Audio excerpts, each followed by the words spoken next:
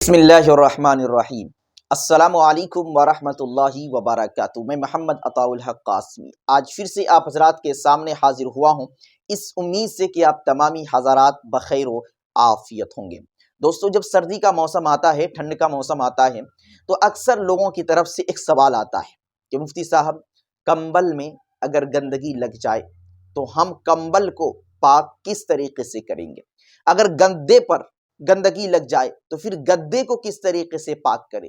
لحاف، رجائی یعنی موٹے کپڑوں پر، موٹے بستر پر اگر نجاست لگ جائے، گندگی لگ جائے تو ہم انہیں پاک کس طریقے سے کریں گے؟ تو دیکھیے، اس سوال کا جواب دوں اس سے پہلے یہ کلیئر کر دینا چاہتا ہوں کہ بہت سے لوگ یہ سوچتے ہیں اور یہ خیال کرتے ہیں کہ جس گدے پر میاں اور بیوی ملتے ہیں تو محض ملنے کی وجہ سے وہ گدے ناپاک ہو جاتے ہیں، وہ کمبل ناپاک ہو جاتے ہیں، وہ لحاف ناپاک ہو جاتے ہیں، جبکہ ایسا بالکل بھی نہیں ہے۔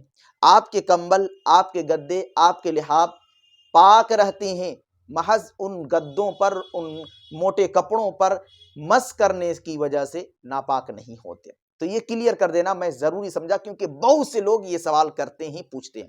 اب اگر گدوں پر، کمبل یا لحاف پر کوئی بچہ پیشاب کر دے یا نجاست لگ جائے، کوئی گندگی لگ جائے، تو پھر جس حصے پر وہ نجاست لگی ہوئی ہے وہ حصہ ناپاک ہے۔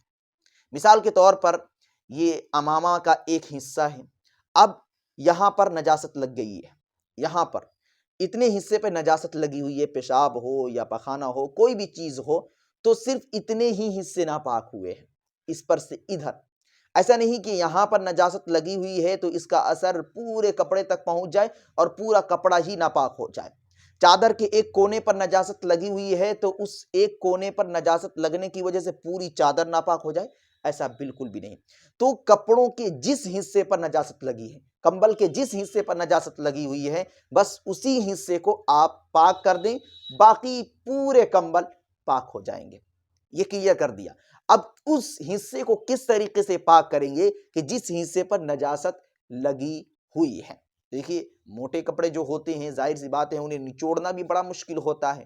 اگر لحاف ہو تو بہت مشکل ہے، اور اگر کمبل ہو تو زیادہ مشکل نہیں ہے، اگر گدے ہوں تو اور مشکل ہے۔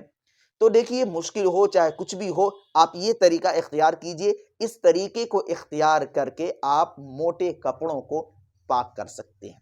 مثال کے طور پر یہ پورا حصہ گدے کا حصہ، ایک گدا ہے، اب اس گدے کے ایک کونے پر کیا نجاست لگ گئی ہے، گندگی لگ گئی ہے، تو آپ اس کو کیا کریں، کسی اونچی جگہ پر اس کو لٹکا دیں، یا کسی کو کہیے کہ آپ اس کو پکڑ کر رکھیں۔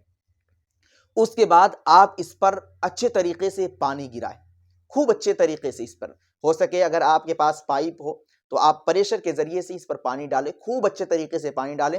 پانی ڈالنے کے بعد اگر نچوڑا جا سکتا ہے تو نچوڑ دے، اور اگر نہیں نچوڑ سکتے ہیں تو اس کو یوں ہی لٹکنے دیں، ٹھیک ہے؟ اب یوں ہی لٹکنے دیں اور اس کو یوں ہی چھوڑ دیں۔ اب پانی کے قطرات گریں گے، گرتے گرتے ایک وقت ایسا آئے گا کہ پانی کے قطرات گرنے بند ہو جائیں گے۔ پھر آپ اس کو ہاتھ سے ایسے ٹچ کریں گے تو ایسا محسوس ہوگا کہ ہاں گیلا ہے، لیکن ایسے مس کرنے کے بعد آپ کے ہاتھوں پر پانی نہیں نظر آئے گا، تو پھر اس کو یوں سمجھیے کہ اب یہ تھوڑا سا سوکھ چکا ہے۔